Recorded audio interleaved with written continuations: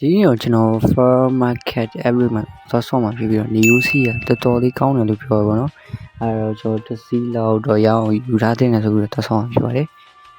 ။ bro တို့ရော new C ရပြီးလားကျွန်တော် comment လေးမှာရေးခဲ့ကြအောင်။ရင်ဆုံး event ကြောင်းနေ event မလုပ်ခင်မှာ every ကြောင်းတည်ပြီးတာဗျ။ every market ဆိုတဲ့အတိုင်းပဲသူကဈေးဆိုင်ရှိမယ် special တွေ C shop တွေနောက်ပြီးတော့ cosmetic shop တွေရှိပါညာရှိပြီးတော့ဝယ်အောင်ဗျာဒါမဲ့ပြောင်းလဲသွားတော့အရင်တော့လိုမျိုးတနားကြီးတစ်ခါ short တွေက restock ပြန်လုပ်တော့ပဲねဒီ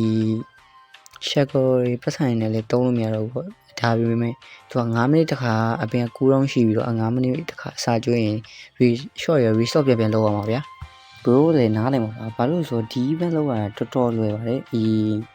ဒီ bin store event လို့ပဲပြောနော်ဒီ bin store event တော့ဆိုရင်ကျွန်တော်တို့ဒီ bin store အပြင်ဟိုကျွန်တော်အစာကျွေးရပါဒီမှာဒီဘာပလန်တိုက်အမျိုးအစားဆိုပြီးအစားအကျွေးအဲ့လောက်ပါပဲဒီ event လည်းအတူပဲပေါ့နော် event လုပ်မယ်ဆိုတော့ကျွန်တော်ခုနလောက်ထားတဲ့ဟာလေးကဒီမှာ30စက္ကန့်ဆိုတော့ကူတော့လည်နေရဗျအဲ့တော့ကျွန်တော်ခဏစောက်လိုက်မယ် okay သူကအခုကျွန်တော် proof plan dice down နေရဆိုကျွန်တော်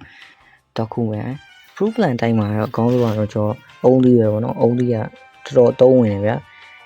ဒါမှကျွန်တော်အခုအုံးလေးစိုက်တာအများကြီးစိုက်ဒါပေမဲ့ဒီမှာအခုမှခဏလေးနည်းနည်းလေးပဲရှိသေးတယ်အဲ့တော့ကျွန်တော်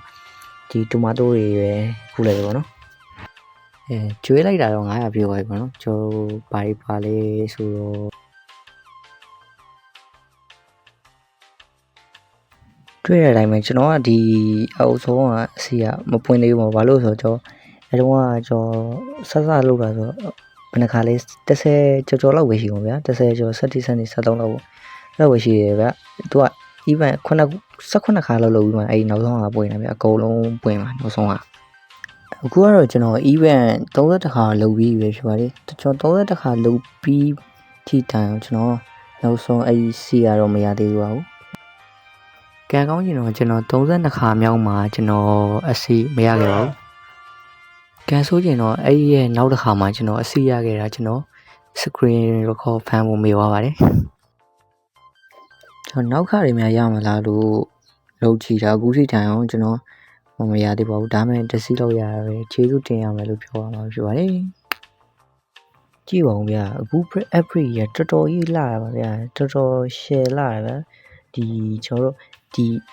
တစ်ပင်ယူအစာကျွေးပြီးတဲ့အချိန်ကျပေါ်လာတဲ့ဘယ်လိုပြောရမလဲပေါ်လာတဲ့ပုံစံတွေတော်တော်လေးလာရတာဒီလားတော်တော်လေးကိုမိုက်